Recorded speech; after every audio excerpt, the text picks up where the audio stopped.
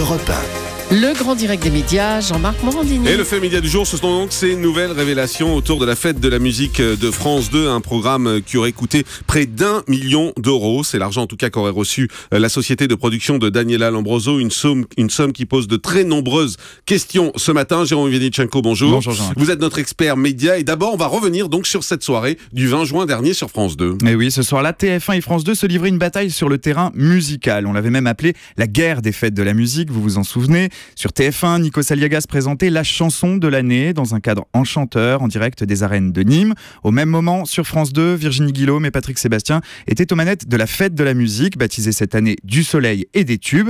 Là encore, direction le sud, puisque ce grand show était diffusé en direct de la promenade des Anglais à Nice.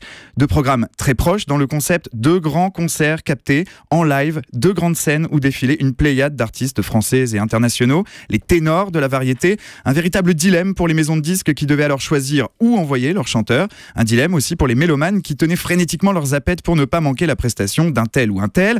Oui mais voilà, à l'écran, le divertissement de France 2 souffrait très vite de la comparaison avec celui de la Une.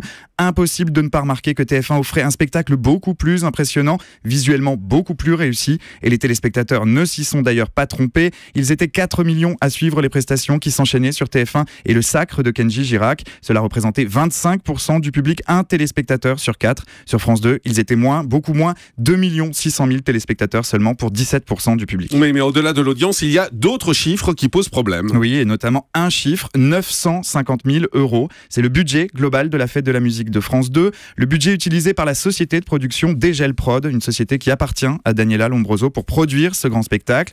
Et selon nos informations, une somme qui serait équivalente à celle allouée par TF1 pour son prime time musical. Alors ces 950 000 euros pour le prime de France 2 provenaient de deux sources principales. 600 000 euros minimum de la part de la chaîne, auquel il fallait ajouter 350 000 euros de la part de la ville de Nice, qui était partenaire de l'événement, qui était co-organisatrice. Et si la mairie de la capitale azuréenne a décidé de mettre la main à la poche, c'est parce qu'elle attendait un gros coup de projecteur. Pour débloquer ses fonds, elle s'est appuyée sur deux promesses, comme on peut le constater sur le compte-rendu d'un conseil municipal en date du 27 avril dernier, un compte-rendu que vous avez publié sur votre blog, Jean-Marc. La première promesse, une audience espérée, je cite, de plus de 4,5 millions de téléspectateurs. On l'a vu, la réalité était beaucoup moindre, avec près de 2 millions de moins qu'attendu. On imagine la déception dans les couloirs de la mairie lorsque les audiences sont tombées le lendemain.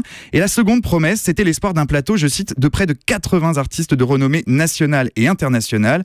Mais en guise de star de la variété, il fallait se contenter de Gilbert Montagnier, de Daniel Guichard, de Cyril Hanouna, accompagné de ses nouveaux choristes, les frères Bogdanov, de Gérard Lenormand ou encore de Scheim. Et au rayon des stars internationales, Conchita Wurst, Alabina et Tina Arena. À la même heure, sur TF1, on pouvait entendre Kenji Girac, je vous l'ai dit, Louane, Zazie, Mika, Francis Cabrel, M. Pokora, Thomas Dutronc, Célassou, Christine and the Queens ou encore Christophe Willem. Pour les fans de musique, le dilemme n'a pas duré longtemps. Voilà, et selon nos informations exclusives, France 2 envisage d'ouvrir un audit autour du budget alloué à Daniela Lombroso et la façon dont tout cela a été dépensé par rapport aux résultats. Oui, dans un article publié hier sur votre blog, on apprend que la chaîne s'interroge sur la manière dont ont été utilisés les 950 000 euros. Elle s'apprête donc à ouvrir un audit pour répondre à cette question, une question d'autant plus pertinente qu'on a appris de nouveaux éléments. Plusieurs sources vous ont précisé que certaines prestations fournies lors de cette fête de la musique n'ont pas été payées par la société de production. Sur place, ce ne sont pas des maquilleurs ou des coiffeurs professionnels qui auraient travaillé sur le show, mais bel et bien des étudiants issus d'écoles qui auraient offert leurs services